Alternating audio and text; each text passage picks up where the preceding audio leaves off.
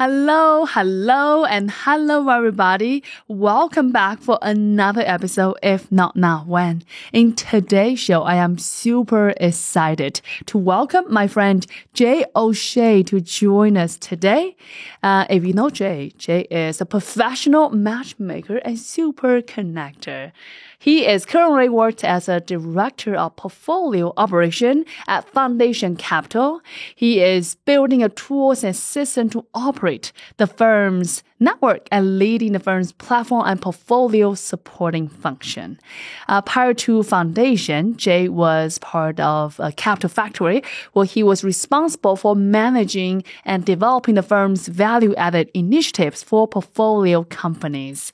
Jay is also co-organizer for AITX, a local Austin AI community, and also co-founder for Seren AI, a ChatGPT-powered network management tool. With that, everybody, I'm super excited. Please join me to welcome Jake to the show.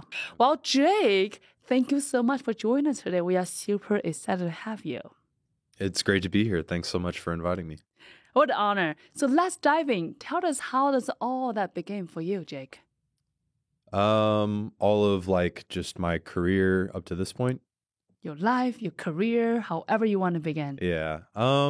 Maybe I'll start growing up. I grew up in a suburb outside of Houston, pretty standard American suburban growing up experience. When I was in high school, I discovered speech and debate and got super into arguing with other people. And Do you always win? No. I did not always win. And that was part of what I really enjoyed about it. It's really like a mental exercise of having to argue things that you don't necessarily believe, but make the case as convincingly as possible.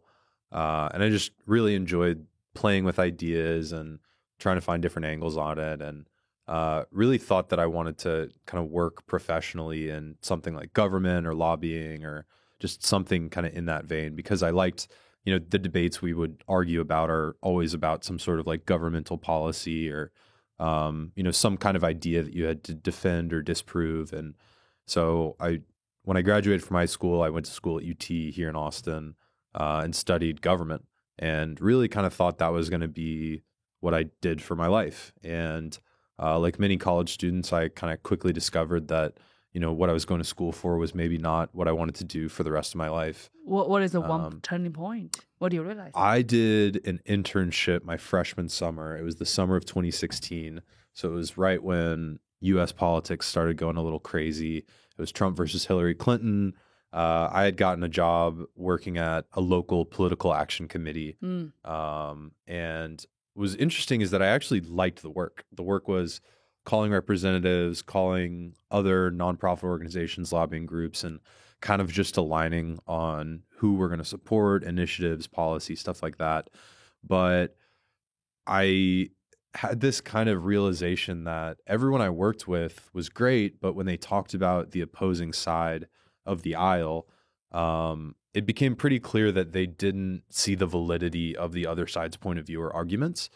And like in debate, kind of like I mentioned, you've got to take both sides of the argument. So you've got to be able to see that there's more than one way to skin a cat. There's two sides to every coin. Like there's no just definite this is right and this is wrong. And everything is going to have areas of gray and like points where you need to compromise. And I kind of just realized that in government, your job is not actually to, like in debate, there's a winner and a loser, right? I didn't always win, but there was always someone who won and someone who lost.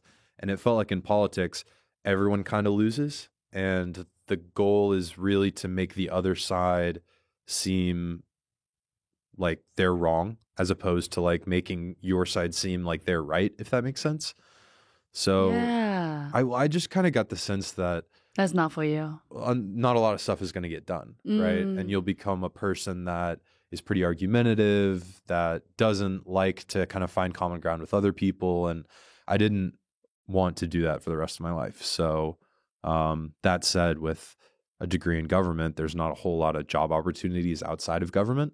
So I started taking pretty much any internship that I could find.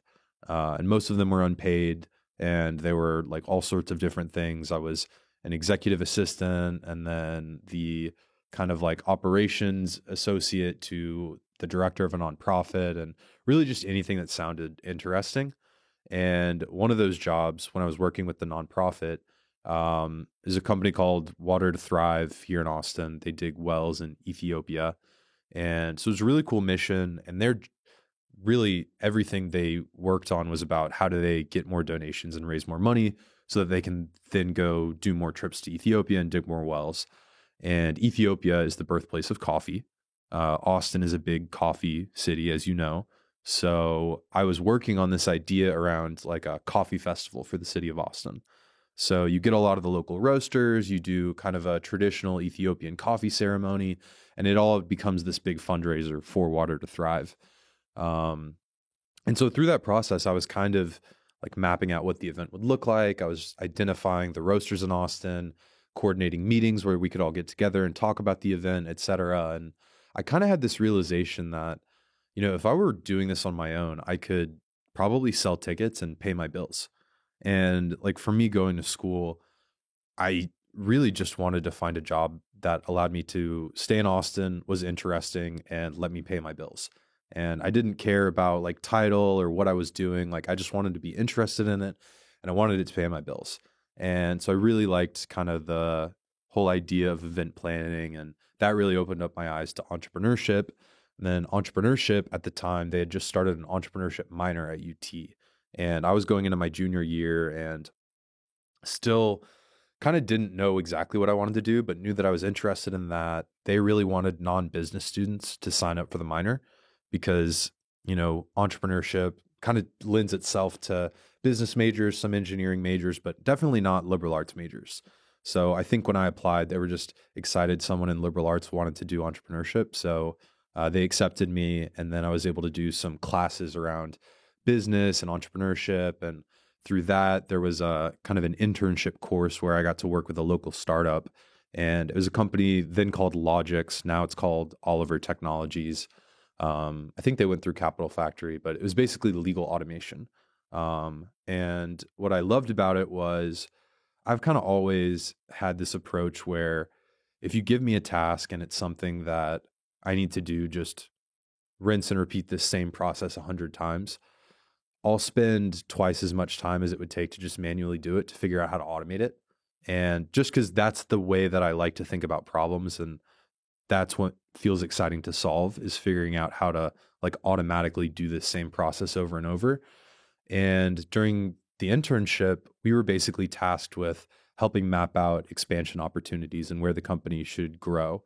And so that involved manually going to this website, seeing the density of lawyers in specific areas, comparing that manually with the number of potential like client accounts that the company would have in that area, and basically analyzing that and saying, hey, these are kind of the 3 markets where it makes the most sense to go into. And so my whole team, there was 4 of us, we were all kind of manually doing this copy paste work into an Excel spreadsheet. And after like 1 week of it, I was like, I can't do this anymore. So I spent the rest of my time really figuring out how to do web scraping so that I could kind of automate that entire process. And like 2 weeks after that, I kind of had it figured out and I ran the process and it worked perfectly. And we were able to like kind of finish the entire project in, you know, a third of the time that it would have taken if we were kind of doing everything manually. And what I loved about it was a startup, and I kind of got a sense for what working at a startup meant. And it's really that you're going to wear a lot of different hats. You're just going to have a directive. There's not always going to be like a defined process that you need to follow to achieve that goal. And you kind of got to figure it out. At the same time, startups, there's lots of different ideas. There's a real opportunity to make an impact. And so that for me was kind of that moment where everything clicked. And I was like, oh, okay, I can combine kind of the things that appealed to me about government with something that I actually like maybe want to do professionally. And then at the same time, you know, I was in my senior year, I was trying to figure out what do I do when I graduate college? And I knew I wanted to still work with lots of different startups because I still knew that kind of inside me, I wanted to start a company of my own someday. I just didn't have the idea that made sense to run with. So I then started looking at the way to work with as many startups as possible. And that led me down the accelerator rabbit hole. I applied to like 8 different jobs at Capital Factory. I didn't get the first 7. And then I had been working with a guy named Nick Spiller, who I believe you know pretty well. Yeah. I'd been working with him through a club at UT and really helping him organize events that help founders connect with legal experts, marketing experts, like just finding assistance and help to solve their problems.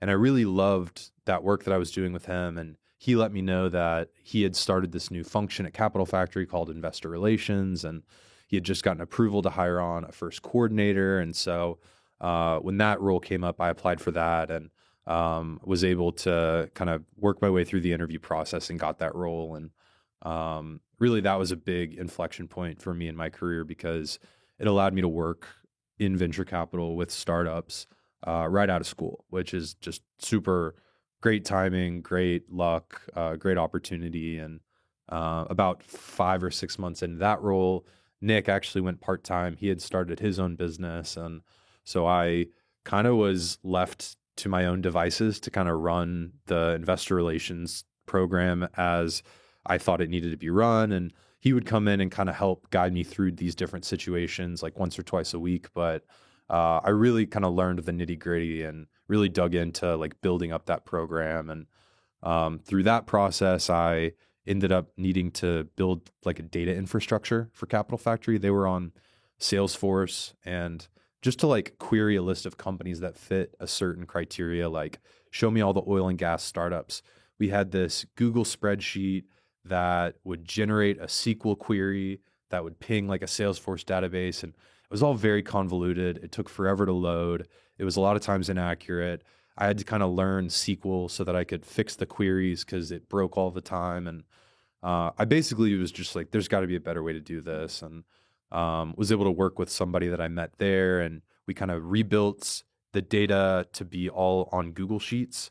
And it was a big improvement and it was really awesome. And so we were able to kind of double down on what we were doing with investor relations, really start scaling it up. Eventually later when COVID hit, Capital Factory had to do a lot of layoffs. And so then it was kind of literally just me. Nick had moved to a different team and I had to figure out a way to keep the ship afloat and continue making investor introductions because that's really my job on the investor relations team at Capital Factory was make as many investor intros as possible. And let's talk about that because today a lot of founders on the other end are just about to enter this process. How does the investor relationship or conversation generally start for founders if he or she not lucky enough have someone like you on the other end to make those intros? How do you advising or speak about that experience? Yeah, it was a really interesting role because on one half, you are talking to investors, understanding their investment thesis, what they look for in founders and companies. And then on the other hand, it was coaching founders on how to navigate that process and position themselves to be successful. So let's talk about the process first and foremost. Yeah. So we did this really great program there called the Series A Prep Academy. And so we brought in 2 really experienced fundraisers, a guy named John Dervin. He was I think the COO at Austin Ventures, kind of the OG venture fund here in Austin, worked there 30 years, helped a bunch of companies raise money. Then the second was Chris Traylor, serial entrepreneur, had like 3 companies go public. He's working on a new startup now, like very impressive guy, raised a lot of capital. And they taught this process that really had 3 phases. The first is preparation, and that's basically how much money are you raising? What are the outcomes that this money will drive? What is your pitch deck? What is kind of the acceptable valuation range, or how much dilution are you willing to take on? And let's quickly talk about that. Sure, yeah. We can go step by step. That's perfect. Please. That sounds great. So first step, you talk about pitch deck, talk about evaluation, talk about how much money you're raising. So a lot of founders are thinking, it's your first time or second time. How much money actually should he or she raise? How do you think about that math? Yeah. There's no right answer or wrong answer. Like when you think about so much art and science. Yeah, it's much more art than science, to be totally honest, especially at like the pre-seed seed stage. When you think about fundraising in general, you have this idea of being like fully financed, meaning that you can grow on your own terms. You're cash flow break even or profitable, and you don't need to raise any external funding. So let's say you're a company and you need $10 million to hit that point where you're fully funded. You can grow the business sustainably just from the revenues your customers are giving you. Fundraising strategy is about how do you break that 10 million into chunks that both optimize for the inflection points of the company and the milestones and de-risking the company itself, and optimizing at the same time on the founder end for their own dilution, making sure they own as much of the company as possible. And so what I always recommend companies do is like start by just mapping out the company where it's at today, your cash balance, your cash burn rate, figure out when that's going to go negative, and then look at where your KPIs are going to be from there. And once you understand kind of when you go negative and what your KPIs are, you'll have a sense for, all right, will this be exciting to investors? And sometimes you've got to talk to investors. This kind of goes into the next step, but you want to understand like what are the big milestones that an investor is looking for. And how, to know that, do you speak to investors? Do you do your own research? Do you do there's a lot of analysis? There's a lot of really good research online. I think competitive analysis and fundraising doesn't make sense because as an investor, so much of it is based on like how much you think that person or that team is going to be able to go seize this opportunity. So you could have one team that has like no traction, barely built a product, didn't build a product, and they're going to have an easier time fundraising than a company that's been in market for 6 months, has early customer traction, et cetera. Why? Because investment is like, as an investor, you're de-risking 3 things about a company. The first is market risk. Will people pay for this? That's kind of easy to prove. Just show people paying for it. The second is technology risk. Is this technology feasible to build and implement? But the third is execution risk. And execution risk is, can this team and this founder go capture this opportunity? And the only way to de-risk that is to have proven it in the past, right?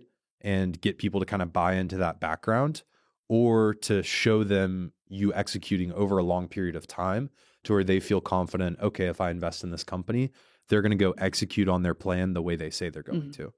And that is very much an art, not a science. It's all about the judgment of the investor. Exactly. And on that note, circle back to what you speak about, how much raise and what milestone you are achieving. For those APIs specifically in that conversation, do you come up with that by yourself? You talk to investors? You're looking at other benchmark? It depends on why you're raising the money, right? There's all these terms that get thrown around: pre-seed, seed, Series A, Series B. It's the amounts don't matter. It's why are you raising the money? You can raise a $15 million pre-seed round if you're using that $15 million to go build a product. So let's quickly talk about pre-seed, C, and A. How do you clarify? So pre-seed, you're raising money so that you can build a product. Okay. Seed is you've got a product. Now you need to find product market fit. How do you find a scalable, repeatable sales process where, you know, if I put $10 in here, I get $11 out here. Nice. Series A is to pour fuel on the repeatable sales process and scale it up as quickly as possible. And then Series B is to get unit economics, so the power of scale, and then enter adjacent markets. So basically add this additional product that grows the market size of the company. And kind of every round past a Series B is going to be some flavor of unit economics, so optimizing for scale, or entering and capturing adjacent opportunities. So exciting. Yeah, with kind of that framework in mind, if you're raising a pre-seed round, the question is really, how much runway do you need to build a product where you can get your first initial like 5 to 10 customers?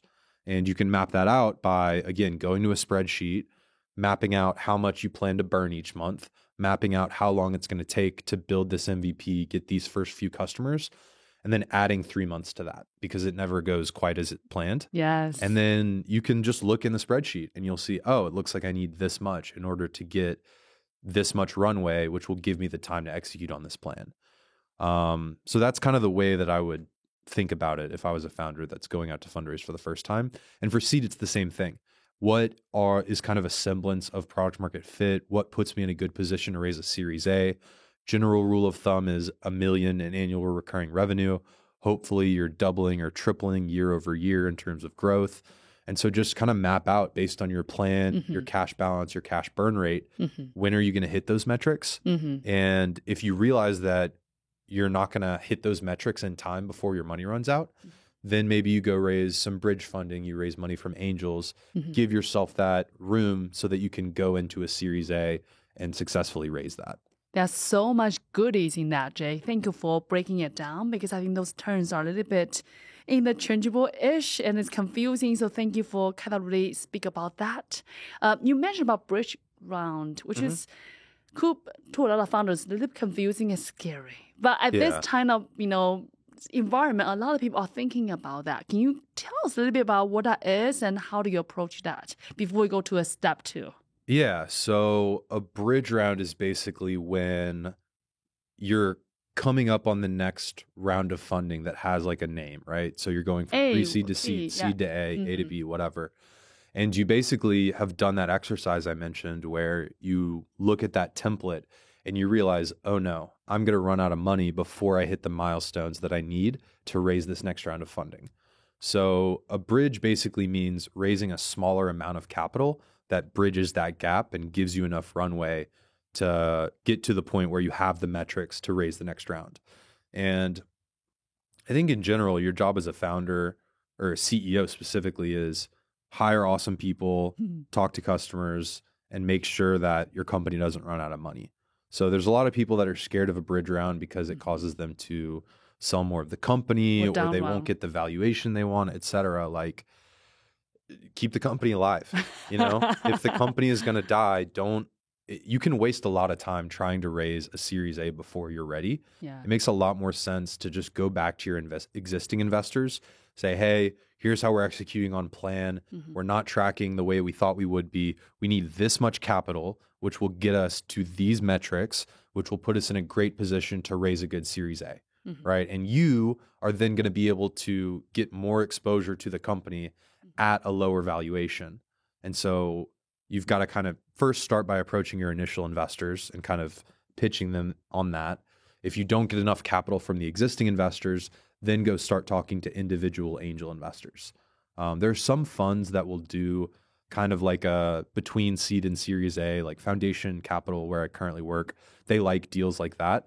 But most firms are going to want you to kind of be at some of those predefined milestones. So go back to angels, go back to find strategic operators in your industry, whatever, and get that capital so that you can go into raising your next round and actually hit the milestones.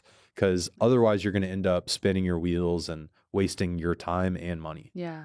And thank you for telling us that because I know this is a lot of just a scary thing. Some people, not people talking about it or even admit that they are, in the process of that. So thank you for telling us because as a founder, your only job is keep everybody alive and thriving. So sometimes you do have to do some act that maybe not as most exciting, but it's necessary. I had a founder friend give me this analogy over the weekend that I thought was really good.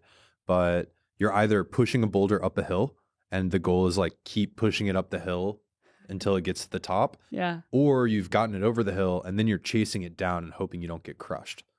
Like one way or another, you're trying to avoid getting crushed, like a boulder. Yeah. The animal? No, a boulder, like a rock, a big rock. Oh, thank you. Yeah. Hey, just an interesting visual in my mind. What do you mean by not get run over on the way down? So what does that mean when you are accelerating after a round and not go too fast? It doesn't matter when it happens, but with most startups, if they're truly like a venture scale, hyper growth company, there's going to be some point where you've gathered enough momentum that it's no longer pushing the boulder up the hill, getting things to work. Now it's chasing the boulder down the hill and making sure that you can execute on everything and continue growing at that pace. Oh, so you don't want to have a boulder go too fast and you can't catch. And now it's a... Yeah. Well, really, I think the better analogy is you push it up, right? And then if it rolls down, it crushes you, right? Oh, but once it gets to the top, you actually get in front of the boulder. Got it. And now you're running down the hill hoping that it doesn't hit you. Yeah. And every company's goal should be to... It's better to be running down the hill, right, than pushing it up. But you're still at some point trying to make sure that the company stays alive and that you can kind of execute and just live to see another week, another day, another month. Live to see another day. I love that. Yeah, it's very hard. Like, it's not a glamorous life. Like, it's all the founders that I've talked to, especially the ones that have raised venture capital that are really trying to build a huge world-changing company that's going to IPO, like, they just work incredibly hard. The stakes are really high. There's a lot of stress. There's a lot of upside and opportunity there as well, but I don't think people give founders enough credit. Like it's really, really freaking hard. I think, we oftentimes look at this, news release or all those amazing articles. And wow, XYZ just raised this much, and that seems so exciting and glamorous. And you are 100% right. This path is extremely difficult. Difficult all around, whether it's physically, emotionally, financially, all the things, and there are a lot to juggle in the air. And you feel it too. You're an entrepreneur, right? Of course. It's like you get everything is on your shoulders. If something doesn't happen, like it's on you, right? And so it's a lot of stress, and not everyone is like kind of interested in that. I don't think it's for everybody, but I also have a sense that I feel like when you have something just in your heart that you just felt like you couldn't not do that. It's almost like there's no choice. Yeah, this is hard, but what else are you going to do? Die? You either live or not. And for a lot of founders, when it's their mission, when it's life work, it is that. And therefore, I think it's extremely incredible to have a leader, incredible, smart people like you to share those experiences and advice, so we can, maybe take a little bit more shortcut or avoid some mistakes, so we can, get to the next step faster. Yeah. Well, and just to be clear, this was not my analogy. Like, I am not a founder. I'm not living that life. But you are someday maybe, and supporting, advising so many amazing founders. And definitely. That is, I've worked with a lot of founders for sure. I think there are two kind of innovation in the world. Number one here is I creating a complete new wheel of this whole world, which is a great first wheel of the world. Second is now I taking the past experience of someone created this amazing wheel, I summarize all the amazing know-how, and I create something new. And I think you are at the moment, right, as a leader supporting founder, whether it's in Capital Factory or the fund that you're part of, you are supporting, advising incredible founders, incredible numbers of founders. You're seeing different kind of, sector, vertical, different stage of growth, different kind of founder, different kind of product market fit levels of that success, let's call it. And therefore, your insights are tremendously, incredibly important for founders on other end, maybe just begin the process, maybe still confused by the turns, or even just scary by thinking about raising capital as a whole. So truly appreciate that insight. Yeah, no, of course. So let's talk about evaluation a little bit in the phase one before we go to phase two. For pre-seed, seed, and A, they are still a little bit early, right? How do they think about how much do I evaluate my company? And on that note, what vehicle should I go into? Save, convertible, price equity, all that fancy terms. Let's start with that. That's a please. Good one. Your valuation as a pre-seed company, if you're really trying to build a venture scale company, is meaningless, right? It doesn't mean anything, right? It's not based on any forward-looking revenue metrics. Like the investors are not valuing it like that. VC funds have different strategies, but all of them have what's called an LP agreement, right? So their LPs, their limited partners, are the people that give them the money to invest in startups. These are people like the UT endowment, pension funds, different state financing vehicles, etc. In their LP agreement, they talk about what their strategy is. And their strategy generally includes some sort of like target ownership percentage that they're going to invest. So standard investments for this fund, we target 15% ownership. We reserve this much of the fund to follow on or do pro rata, et cetera. We stop investing after this round. Like, it's not always that specific, but in general, they all have a financial model, the funds do, on the back end saying, we in general need to get this much ownership of this company. Because after they raise more rounds of funding, their ownership gets diluted down. And then if the exit is this big, that results in this much capital back to the fund. So founders should take a similar approach. It's not about how much your company is worth. It's an equation. And it's how much money do you need to get to that next inflection point to raise the next round? And how much of your company are you willing to sell? So if you need $2 million to get to that next inflection point as a company, and you're willing to sell up to 20% of your company, then you're basically or you're willing to sell max 20% of the company, then your minimum valuation is going to be $10 million, right? If you're willing to sell up to 30% of your company or 33%, well, now your minimum acceptable valuation is $6 million, right? Anything above that, there's a bunch of nuance there where like you don't want to raise at too high of a valuation automatically, but for most first-time founders, that's not going to be a problem. It's just going to be like fundraising itself is going to be difficult. Yeah. So I would just think about it as how much are you willing to dilute to get this capital? And I think there's a lot of times where I'll talk to founders and they'll have investors that are interested, but they just feel like they're selling too much of their company. 20 to 30% is kind of standard for a pre-seed, seed, and Series A round in terms of dilution. And like, if you need that capital to go build the company, again, it's your job is to keep the company alive. So go get that capital, even if it's not exactly the valuation you want it, right? Because your goal is basically to get the ability to keep building the company. Yeah. And theoretically, your valuation is going to be 100x that in a few years, right? So it doesn't matter almost. Well, it's more like it's not going to make or break the company, right? So I think it's an equation. It's how much dilution are you willing to take? How much money do you need to get to the next inflection point, and just work backwards? Do you say 20% is kind of ballpark acceptable in each round? Yeah. So like foundation capital, we target about 20% on our initial investment. So we're very high conviction, high touch, high ownership investors. But most, if you're like an institutional seed fund where you do seed rounds as your bread and butter, you're going to need at least 12%, more than likely like 15% is going to be kind of that target area. And then on top of that, you don't want to be the only investor in the company. You want them to have other strategic investors or other value add people or smaller funds also participating. So if, like, let's say foundation comes in, we need 20%.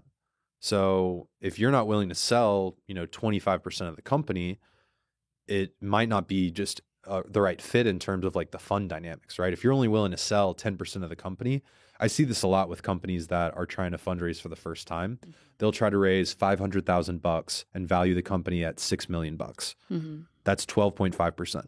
So that's just a no-go from the beginning from someone like a foundation, because that doesn't fit our financial model, right? And a lot of other institutional funds are the same way. So that means that you've got to go raise that $500K from individuals and angels, which is totally fine. It just means it's a very different approach, different funnel, different way to kind of create leverage and close the round.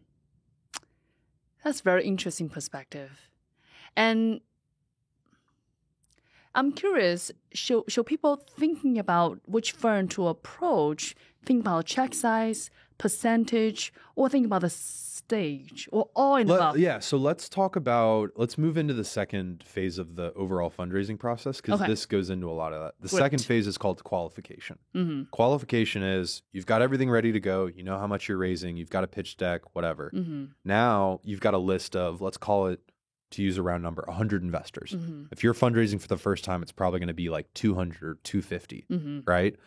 The job in qualification is to meet as many of those 100 investors as possible and actually approach them and say, hey, I'm not fundraising right now. This is who I am. This is my company. This is my vision for what we're going to build over the next, 6 months to a year. This is our plan. Does this idea resonate with you? Does my approach resonate with you? What are the metrics you would want to see that would get you excited about investing in my company? What does your process look like? What does your timeline look like? What do you have ownership targets? Do you need a board seat? Like, it's your goal with qualification is to extract information from as many investors as possible, because what that's going to allow you to do is benchmark yourself and see if you're going to be able to successfully fundraise, and also filter out all the investors that are just not the right fit. Right. So I gave the example where if you're only going to sell 15% of the company, it's probably not a good fit for someone like a foundation.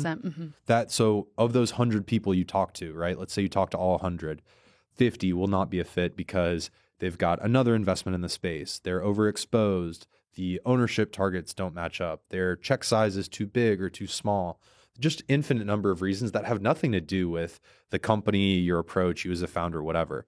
So it's good to kind of get that out of the way initially and know that before you're actually in a process where you're actively fundraising, looking for a term sheet. right? The second thing is last 50, 30 of them will just not like your approach or not like the market that you're going after. It'll be not a fit for other reasons. Then you're left with the last 20. And of those 20, let's call 5 to 10 are potential lead investors, meaning they'll write a term sheet, they'll price the round, they'll kind of take the biggest chunk of it. And then the other 10 to 15 are follow-on investors, meaning if you get a term sheet, they will invest some smaller amount on the same terms as that lead investor. So your job is really to take that world of 100 and cut it down to 20 in the qualification stage. And the reason this is so important is that as an investor, you want to retain optionality, right? You don't want to give a yes or a no, because the more time you give a company, the more opportunities there are for them to make an awesome hire or get a big customer. It de-risks the business.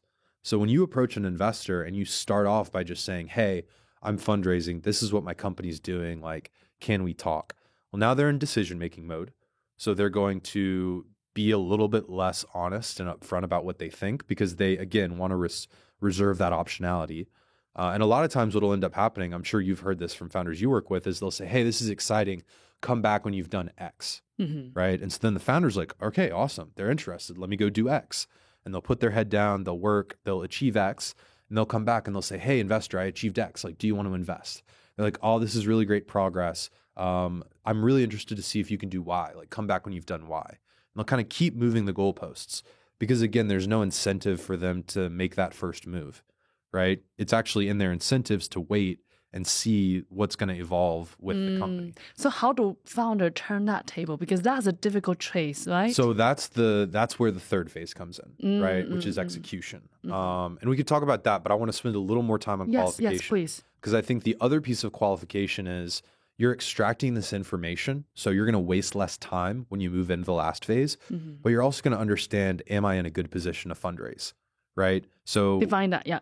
Well, going back to what I talked about with the template, right? Well, now that you've talked to 50 investors and you know what metrics they're looking for, just look in your spreadsheet. Yeah. Do you have those metrics? Yeah. If you do, great. You can probably go fundraise. If you don't, how much more runway do you need to get there? And then you go raise angel capital, a bridge round, whatever you want to call it. Give yourself that runway to hit those metrics. Because the worst is to go out and actively fundraise when you don't have the traction that people are looking for, because then there's really no incentive for anyone to offer you a term sheet. And that's where you kind of waste a lot of your time and spin your wheels. So tying this all together to the third phase, execution is once you've talked to these 100 investors and you've identified, all right, these 80 are just not fits. These 20 I've already met. I already know what they're looking for and I have it, or at least I'm close to having it. Ideally, I've been keeping them updated on my progress since we met through investor updates or sending them personal emails. So they've watched me execute, right? They've de-risked that execution piece. Your job with execution is really to run a sales process.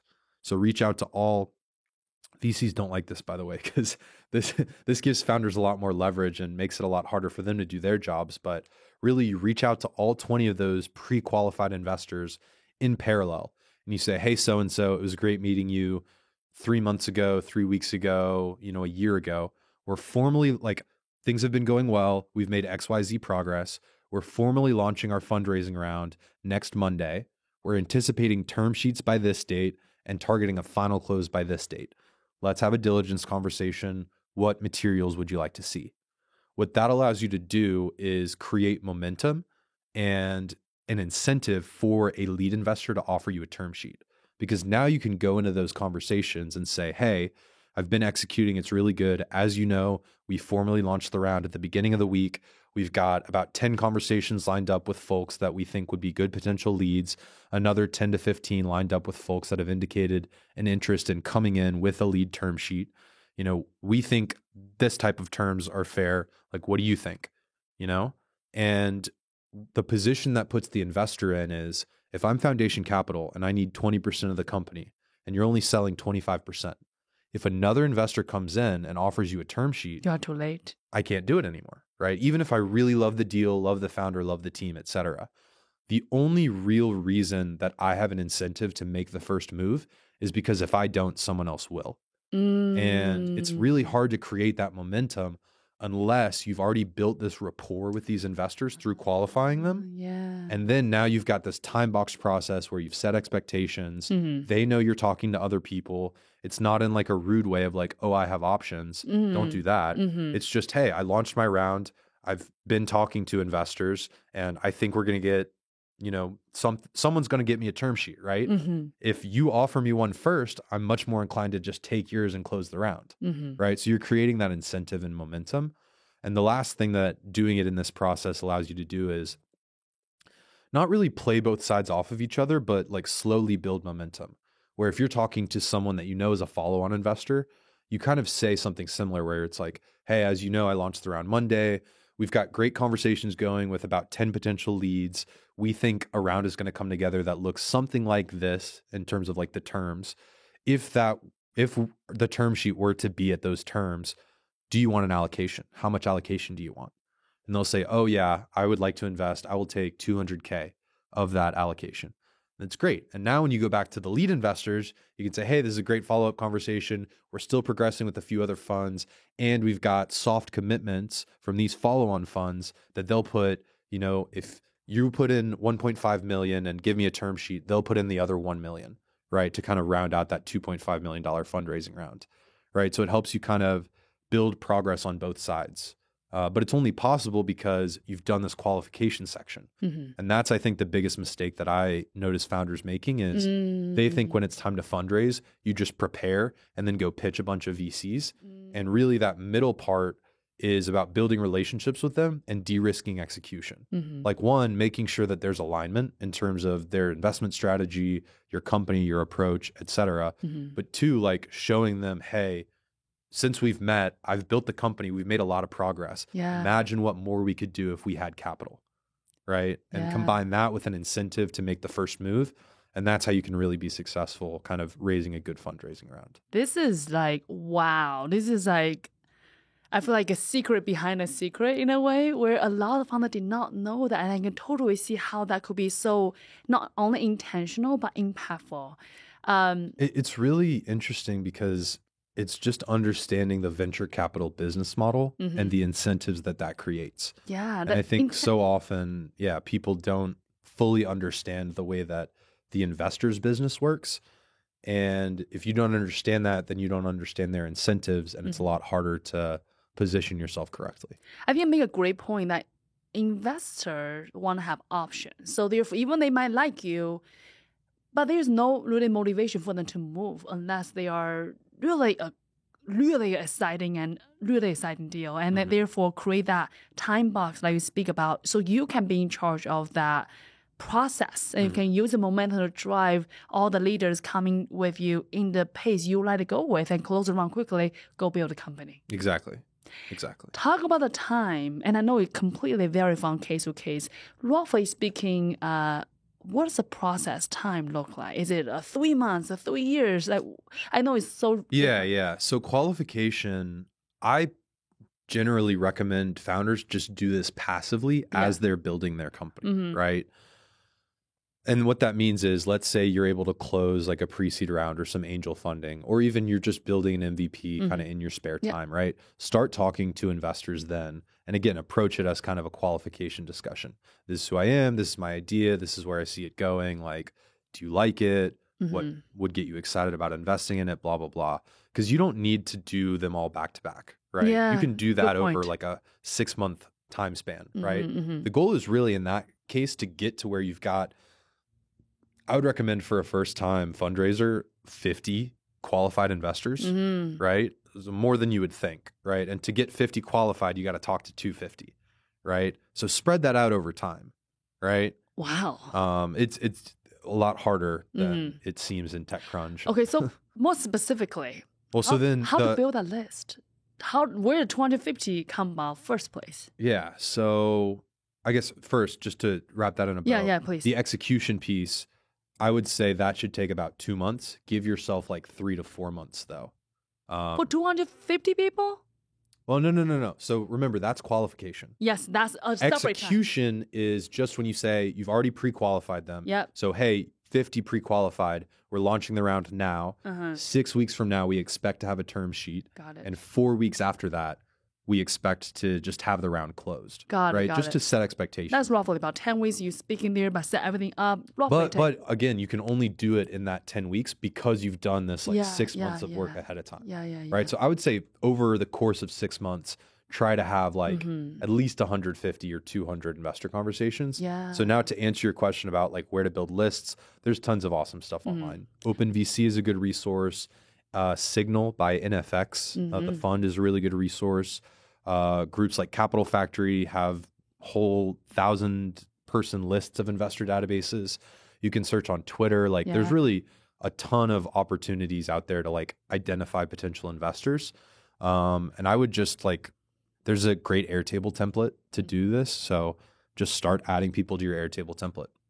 I think it's not about where to find the people because, yeah, like you said, the list where the people is abundance everywhere, anywhere. It's more about how to approach them. Is it LinkedIn DM? Is it email? Because you said, we are not raising. I'm just, hello, my name is Wen. This is what I do. I'd love to kind of hear you. Do you like it? Almost like a very casual and not very... Yeah, I think there's like this fun saying that if you want money, ask for advice. If you want advice, ask for money. And that's like, I love it. Very, very true, right? Yeah. So my recommendation would be, one, like cold email works. Just do it in a thoughtful way. Yeah. Don't include too much information. Keep it really short.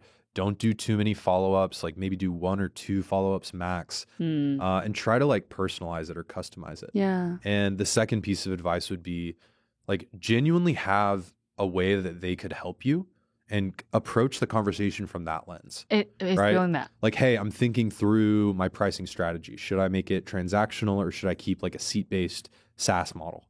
Right? I know that you've got this investment that has switched over to a usage-based pricing model. Like, I'd love to talk to you, share some about my situation and get your thoughts on it, right? Or, hey, I saw you post this thought piece on how to build marketplaces well. Like, I'm struggling with this piece of it. Like, I'd love to pick your brain and get some advice around this, right? Like, that does 2 things. One, it gives a very clear reason why you're reaching out beyond eventually wanting to raise money from them. Yeah. But 2, it like helps you kind of work with them and understand, is this someone that you want to work with that can actually be helpful to you beyond just providing you with capital? And I think it's really thoughtful. And again, like, let's say you go into that conversation and through the qualification process, you realize it's just not a fit. Well, at least now they've answered a question for you. And so you've gotten some value out of it no matter what, no matter what, it's not a waste of your time. So I think email works well. LinkedIn DMs work well. Some firms have like a form on their website. I think just try all the avenues. Email, I think, is a pretty solid mechanism. Yeah. And then warm intros and platforms like Signal by NFX can help you identify warm intros. LinkedIn is helpful to find warm intros. Just try every single possibility that you can. And again, like, your goal is not to raise the money then. Your goal is just to get a conversation and get their advice on some piece of your business, and then explore if there's an opportunity later on the road for them to invest. I love that so much because I think a lot of founders just don't know what to say to investors. They were like, well, it's pretty obvious I need the money. And we all know that. And I love that. I love that you break it, you make it so simple and clear. And no wonder you are the people leader and people match in that sense, where at the end of the day, it's just about building relationships. Think about a friend you may, think about a classmate you have, a colleague you have, right? It's about having that dialogue. And it's not just about, I think at the end of the people knows you probably wanted to have investment down the road, but having that early conversation, whether it's, asking a specific advice or comment about a thought piece they share, like just kind of being engaged, I think is really thoughtful. One helpful rubric that I've heard is, let's say you do 5 of these a week, right? You're a founder. You spend an hour a week writing 5 personalized emails. So that's 12 minutes an email. That's enough time to research their LinkedIn, research their Twitter, read an article they wrote, whatever. If you do 5 a week for 10 weeks, that's 50 people. Wow. Right? That's a good math. They're not all going to respond, right? But you don't need to do the hyper-personalized outreach for everyone, right? Yeah. It's really just these top investors that you really want to get in front of. There's usually not going to be more than 50 of them. And then for the other 150, 200, that's where you do more of like a scaled outbound approach. But yes, it's just like in any best practice for like go to market for a company, your goal is to really try to add value and have a conversation. And if you're solving a problem that they need, then it'll naturally turn into kind of a customer conversation. Or if you're really building a company that's exciting, it'll naturally turn into a fundraising conversation. I do want to ask about vehicles. We talked about earlier about the evaluation and such and the equity. Talk about vehicle for us. Yeah, I think like in general, convertible note, safe note, they're kind of the same thing. A convertible note has interest attached to it. You've got to renew it after a certain point. There's a little more complexity.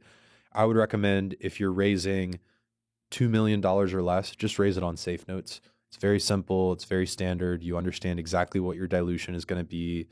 Each individual investment is on their own individual safe note. So it's easy to just close checks as people are interested. I think a post-money safe, meaning that the valuation is a post-money valuation, not a pre-money valuation. That's the way to go. If you're raising anything beyond that, you're going to have to do a priced round. And at that point, you got to get lawyers involved. I don't think it should be super complicated. Like just do a safe note.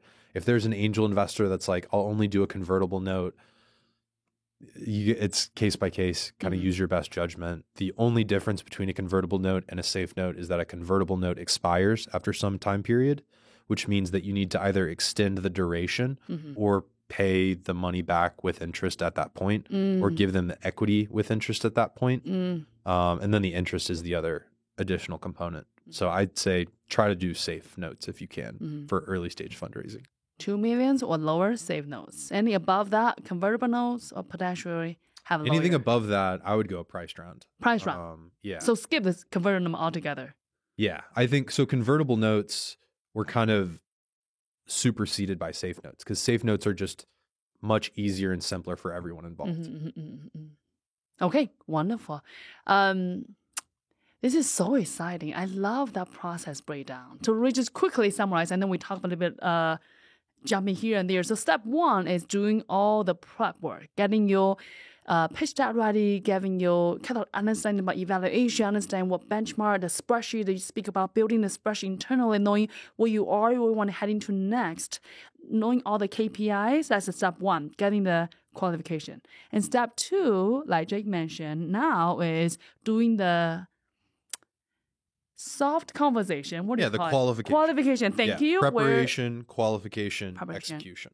Qualification. At this moment, you're going to reaching out, maybe not reaching out. First of all, start with a list. 200, 250 lists, in the firm, individuals who are in alignment with your thesis, your sector and such. And from there, you mentioned about we can reaching out to them through LinkedIn, to email, or warm intro, all the different mechanisms to just having a conversation. Again, ask for advice, never for money. And from there, we're going to shorten it for like the 50, like the list. And then from that moment, we're going to tell people, hey guys, we are starting our round for future Monday until the future 4 weeks, 6 weeks and such, give them the time frame. And now we can really keep that conversation going and expect to close the round probably 10 weeks or 2, 3 months. Over the course of the next 2 to 3 months. Got it. Great. So basically a 6 months qualification, 1 or 2 months-ish, if you really focus, closing the round. Yeah. And I mean, you can step, qualify faster, right? Like if you can get those 250 conversations done in 2-3 months, then that's possible. Great. Yeah. I mean, it's just about how much time you as the CEO can dedicate to fundraising, right? If all you're doing, you're spending 40, 50 hours a week trying to talk to investors, you'll probably do it a lot quicker. Like 2 months? It's entirely variable. The point is really just approaching the investors before you're actively asking them for money, so that you can show yourself executing, so you can make sure you're not wasting time, so you can build rapport with the investors, etc. Okay, this is a dumb question, but what if founder right now listening say, wow, but I need money now. Can I still do in a pre-qualification process? I don't need. So that's what bridge rounds are for, and angel rounds, right? Okay. No one wants to invest in a company that is about to go out of business or run out of money, right? Yeah. Like that's venture capital is already very risky. Startups Yeah. mostly fail. So Ouch. why would I invest in a company that's literally about to fail? Right. So my recommendation would be, again, go back to the spreadsheet, figure out, all right, at what point do my metrics become exciting? How much additional runway do I need to get to that point? And then you go raise from angel investors, right? This process really is more important if you're raising from an institutional fund, right? Because that's when you get the dynamics where only one person can be the lead investor. Like that's kind of where all that comes from. So if you need money now, start with your existing investors. Be like, hey, I need money now. Otherwise, the company's going to go out of business. This is what I'm going to use the money for. This is like why I am in this position in the first place. The more upfront and open you can be with the existing investors, like throughout this process, the more likely they are to give you some of that additional funding, but then get whatever else you need from angels. Because again, if you're raising on a safe note or a convertible note, you can close money as it comes in and just get enough to where, like, again, your goal is to give yourself 3 months post hitting the metrics when you want to fundraise, right? 3 months post. Yes. Because again, like if you're only just hitting the metrics as your company's about to run out of money, that doesn't look like a very good investment. You need to give yourself wiggle room because also things don't go as planned. And now when you're talking to investors, you're able to run that, 8 to 10 week execution process and still have leftover time in case things don't go as planned. Wow, so much math.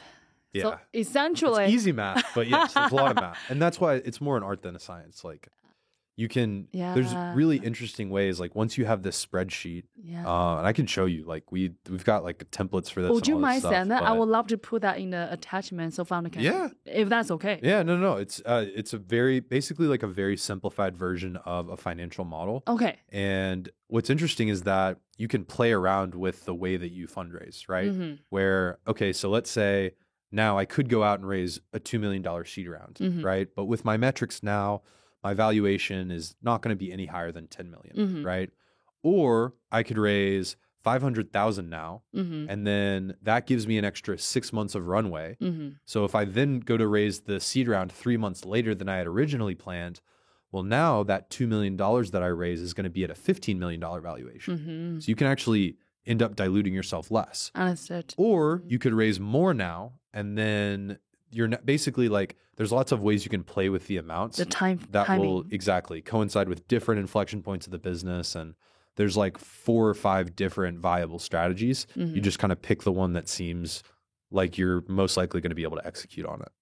This is just so incredibly exciting, Jake. I love that you have such a insight because you really, supporting both ends, supporting on the founder end, you see probably advising so many of her or him in their process, but also speak to so many incredible investors, whether it's in Capital Factory or today, the founding part of, you see the both sides. So the way how you really demystify this process is very clear and very refreshing. Yeah, well, it's all Chris Traylor and John Dervin. I basically got like a college major in that because that program was 5 hours once a month on like a Monday from noon to 5, and then a few follow-up sessions. And I just sat in on every month for 2.5 years until we made it like a fully virtual program. So I've gotten my like 200 hours of education in it or whatever. And And tell us, what are you up to today and what are you most excited about for the next? Yeah. I work at Foundation Capital today, and I lead portfolio operations. Really, it's 2 main functions. One is kind of general VC platform responsibilities, so onboarding companies to the portfolio, connecting them with other founders, perks, vendor recommendations, service providers, things like that.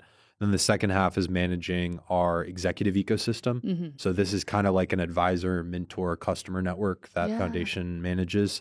So we've got about 100 plus VP C-level executives at big Fortune 500s and kind of unicorn startups. And so what takes up most of my time nowadays is growing that network, bringing more awesome executives into the network, and then basically connecting them with our founders to help them solve problems. So it's really interesting. I get to hear problems that people at multi-billion-dollar companies are actually experiencing, and how that maps to startups, and then make relevant introductions from the startup to the executive, vice versa. So that's kind of what I'm doing work-wise, and I'm just learning a ton because Foundation, the firm is older than I am, which is kind of incredible. They did Netflix's seed round. Oh, That was kind of their first big investment that really that's took incredible. off, but they invested in Groupon and Chegg. More recently, companies like Cohesity, Eightfold, Solana, Jasper AI here in town. They invested back in 2019. Oh, yeah. Yeah, so they're really incredible investors, and Yeah. I'm kind of the first non-investor hire. We have a talent partner as well that Yeah. kind of precedes me by about a year, but I'm really trying to define like what does it mean to be a portfolio company of Foundation? Like, yes, you get access to the capital and you have one of our partners on your board, but like what are other ways that we can kind of help accelerate your process of building a big company? Do you want to give the pitch for Foundation? So in case our founders on the other end, Yeah, maybe no, a right absolutely. fit. So Foundation Capital, we invest $1 to $10 million initial checks. Like I mentioned, we are high conviction, high touch, high ownership investors. So we do typically take board seats, work really closely with the founders. We focus on three main areas. The first is fintech. Within fintech, very broad, but specifically a thesis around embedded fintech. So embedded insurance, embedded payments, like basically allowing other companies to offer those types of products within their own existing software. Got it. Another thesis around hybrid finance, which is basically using crypto and blockchain as the backend infrastructure for any existing kind of financial service or product. It's amazing. The second focus area is enterprise software. Within enterprise software, we look at cybersecurity, developer tooling, and DevOps platforms. So making developers more effective and efficient. Machine learning and data infrastructure. So how do you let other companies give them the infrastructure to build up their own models? And then applied AI apps. So these are things like Jasper, like applying AI, ML, automation to any specific business function like sales, marketing, now more and more data analysis, engineering, et cetera. And then the third focus area is crypto. And within crypto, we look for where blockchain, again, intersects with an existing focus area, either on the fintech side or on the enterprise side. It's exciting. Yeah, it's a great fund. And any interested investors or interested startups, happy to chat and see who I can connect you with. Yeah, that's brilliant. And Jay, tell us, what are you excited about today for yourself? I'm really excited about AI and large language models. And you run a huge community. Tell us about that. Yeah. So I spent like July through March of this past year, 2022, traveling. Really, I grew up and lived in Texas my whole life. And I decided it was, if I was going to settle down, I should at least see what else is out there. So I spent some time in Seattle, some time in Denver, and some time in San Francisco. Nice. Really loved all of it. I was in San Francisco January to March.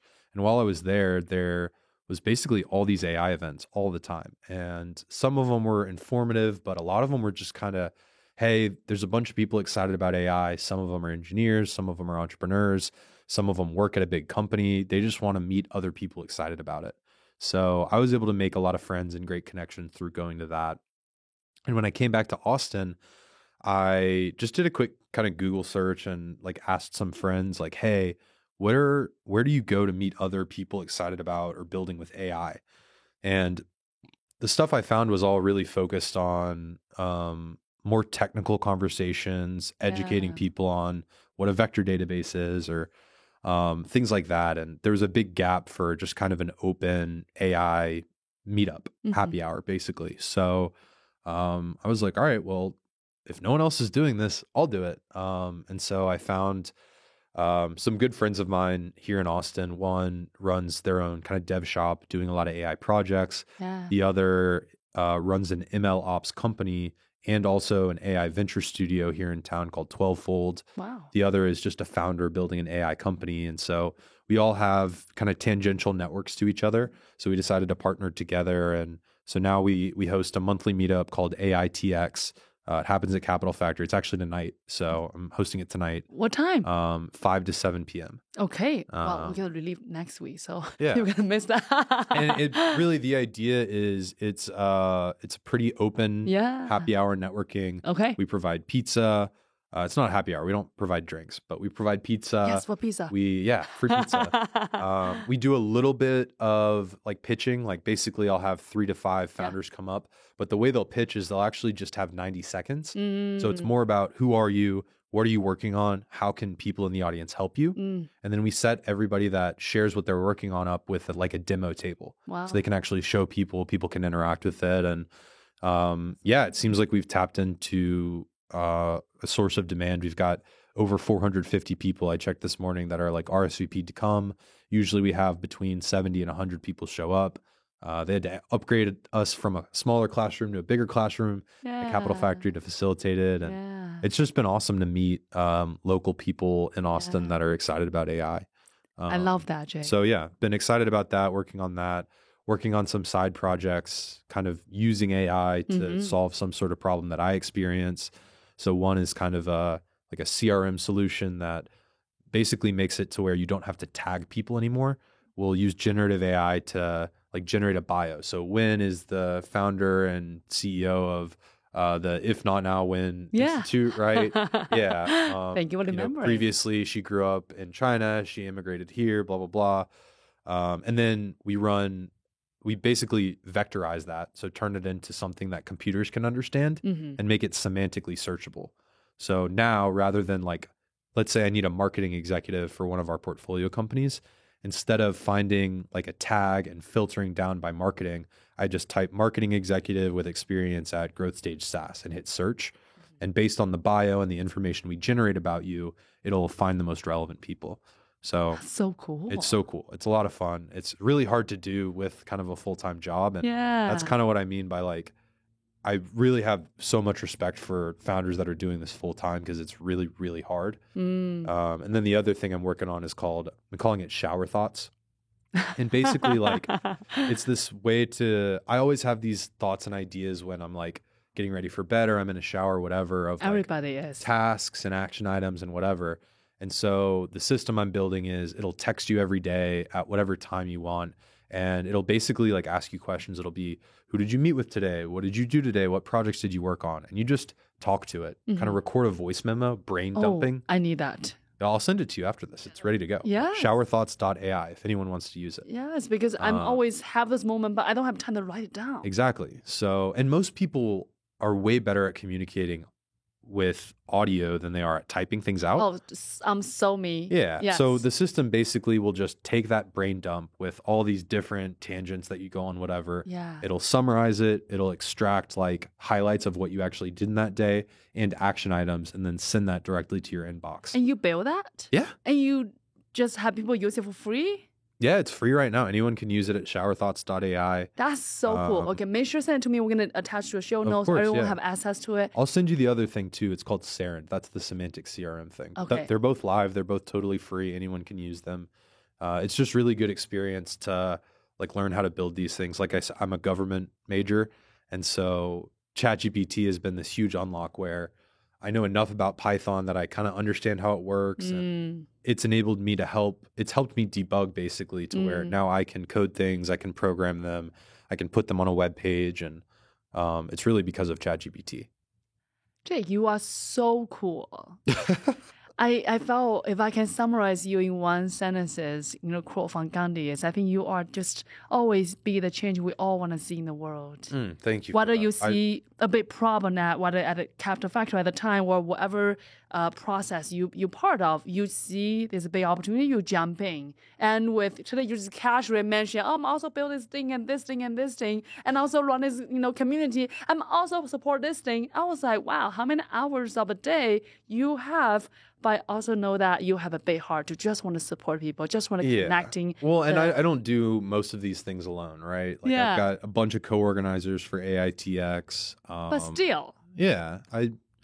I think one thing that I've noticed is that a lot of people get caught up in not doing, like finding excuses to not do something. And if you just are willing to put yourself out there and do it, you're way ahead of most other people. So you've kind of just got to bite the bullet. And the first few meetups were like really uncomfortable, like really nerve-wracking, etc. But now that I've bitten the bullet and we've done it a few times, like I feel confident this next one's going to be great, and I'm just less nervous about it. And Yeah.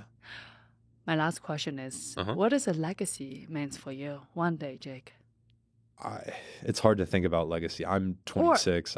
Something that you felt will be cool one day to live, or the world can think about you and think about that particular aspect. Yeah. Maybe I'll reframe the question a little Yeah. bit because I liked what you asked Ron in the last podcast Yes, I listened yes. to of like, what does success mean to you? Yeah, And what's for that mean me, to it's you? like it's on different dimensions, right? Professionally, for me, success means that I can work on things because I'm interested in them without needing any sort of monetary compensation to come along with that, right? So that means basically getting to a point where you can work on things and not worry about it like putting food on the table or rent, right? And I'm not there at all, anywhere near there, right? But kind of professionally, that's where I want to be someday. And then personally, it's just, you know, being present and helpful and just like loving on my friends and my family. And like, it's hard to kind of balance and juggle all those things. Like legacy wise, who knows? Like, we'll see where it goes. I really just want to have a positive impact on people that I work with or that I interact with. You already have. Oh, thank you. You've had a positive impact on me, Wen. This has been wonderful. Thank you for inviting me. Oh my God. Thank you. Honor is all me and all of us because, truly, Jay, you have so much to offer. And I want you just know that you have made so much impact on all the founders you speak to, whether it's Capital Factory or Foundation today or through the meetup, the community you are building, every single conversation, every single impasse. It is opportunity that you had to make impact. And specifically today, you come on here and just being so open book and speak about those experience and insight that a lot of founders are really struggling, and there's not much information out there about that. It's not really a playbook out there. And the fact that you kind of really spill the beans, if I may, and now founders really have a clear steps and even templates to go out there to approach this conversation, I'm pretty sure that you are changing one life or two minimum on that regard. Oh, thank you so much. So with that, Jake, truly, thank you so much for being here today. I am so honored. I so appreciate you being here. It was my pleasure. Yeah. Thank you and thank you. And also thank you for everybody who tuned in today. We hope you enjoyed as much as I do. And I cannot wait to see you all next week. Bye, guys.